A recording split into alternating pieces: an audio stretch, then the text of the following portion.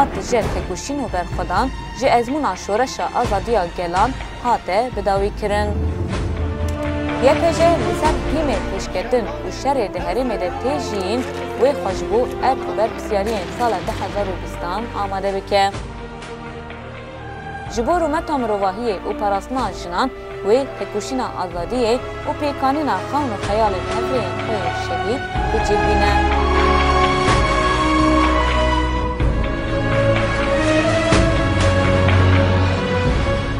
Ji bo xilasiya rûmeta mirovahiyê û parastina jinan wê têkoşîna azadiyê bigihîne serkeftinê.